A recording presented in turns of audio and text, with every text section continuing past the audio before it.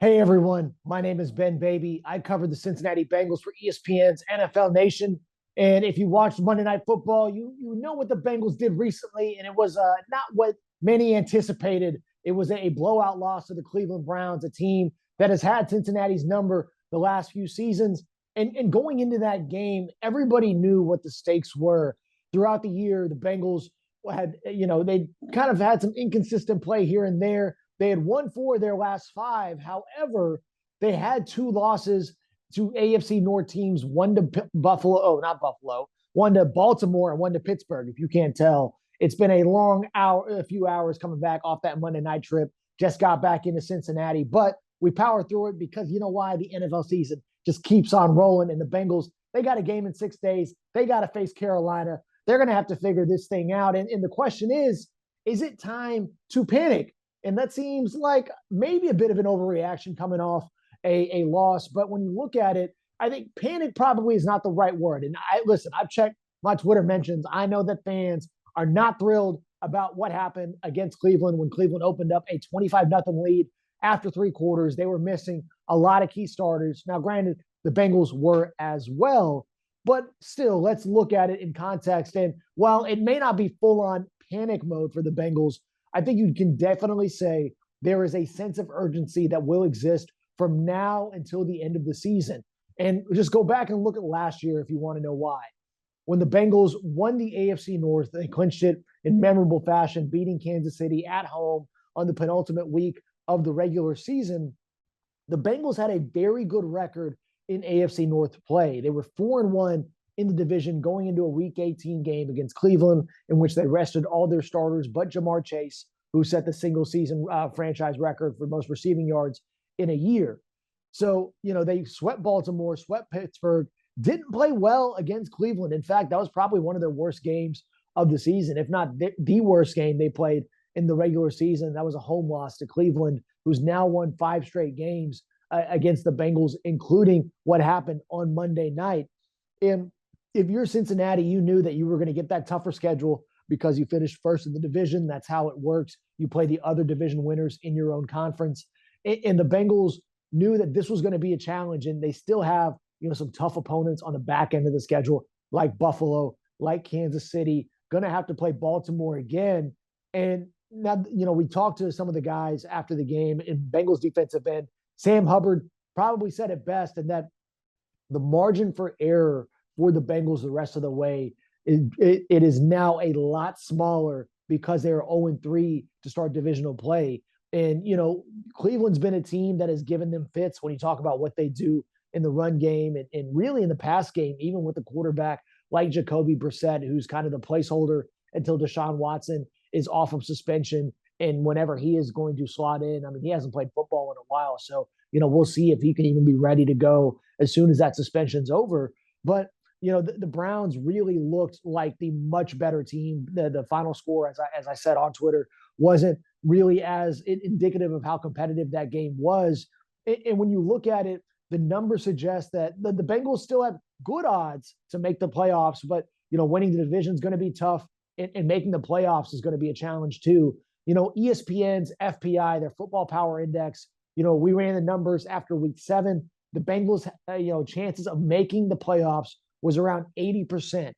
After that loss to Cleveland on Monday night, that number dropped to 56%. So still over 50, but that is a big drop. And it's not new for the Bengals to be in this kind of scenario. I mean, let's go back to 2021 again. When we looked at it last year, even in December, there were points where the Bengals lost a couple games, and it looked like their playoff hopes were on the ropes, and they really needed to rally. And they definitely did, winning the games they needed to. They had a nice little winning streak at the end of the year, and were able to make the playoffs for the first time since 2015.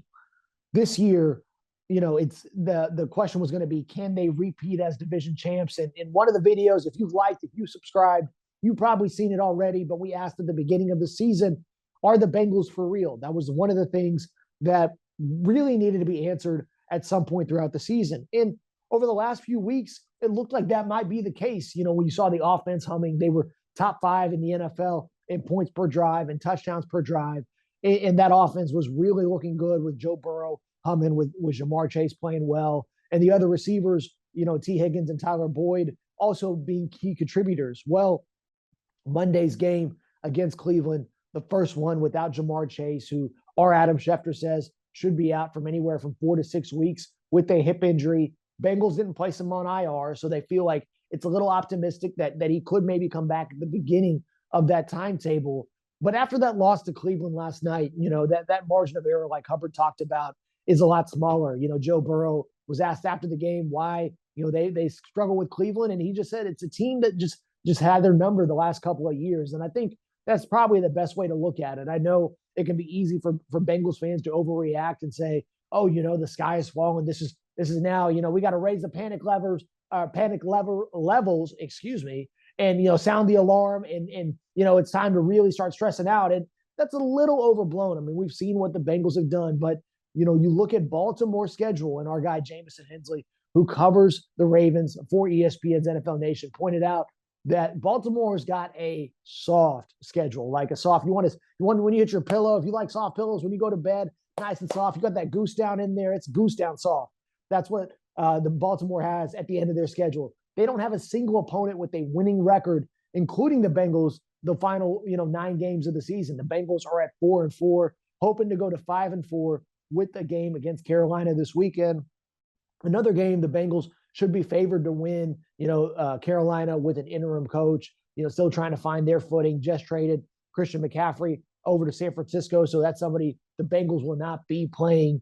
And guys talked about it last night in the locker room, in that the Bengals were 5-4 going into the bye last season, and were able to figure things out in the second half.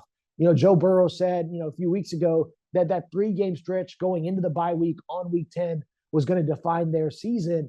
And so if you lose this game to Carolina, you're really in a bad place. You're worse off than you were last year. And knowing how deep the AFC is, and there's a lot of teams that are going to be vying for those wild card spots, finding those wins are not going to be easy, especially like we talked about earlier, when you got teams like Buffalo and Kansas City still on the schedule, and Baltimore as well to close the season. So work's going to be cut out. And oh, by the way, if you haven't heard, that Roquan Smith trade to the Ravens from Chicago, also official ahead of the trade deadline. So have fun for the rest of the AFC North. Not only is Baltimore a good team, they just got a little bit better, and they were aggressive at the trade deadline. So all those things are things that are going to be worth noting and mentioning and watching as we continue the rest of the season. What makes the NFL so much fun to watch. If you're a Bengals fan, you probably didn't have a lot of fun watching what happened to Cleveland, but this is a situation the Bengals have been in recently, as recent as last year, and we all know what happened.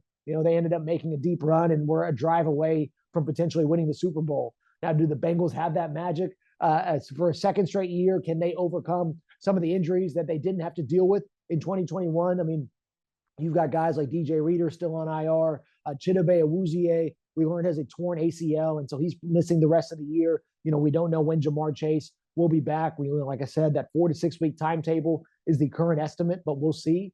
So there's a lot of adversity the Bengals have to overcome if they want to defend their AFC North title and their AFC conference championship. So all of that to be said, it should be a very fascinating stretch for the season, and we'll see how the North is decided, and it could be as soon as the next couple of weeks, because what happens over these next few games could decide, do the Bengals repeat as AFC North champs? Does Baltimore take the crown back? And who is going to be representing the conference in the Super Bowl? Thank you for watching ESPN on YouTube. For live streaming sports and premium content, subscribe to ESPN+.